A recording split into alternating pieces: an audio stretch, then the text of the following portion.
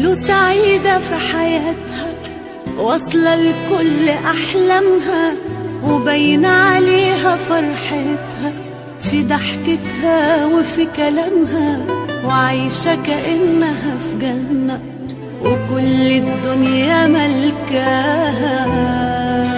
وقالوا عنيدة وقوية ما بيأثرش شيء فيها، محدش في الحياة يقدر يمشي كلمته عليها. هتحلم ليه وتتمنى مفيش ولا حاجة ناقصاها.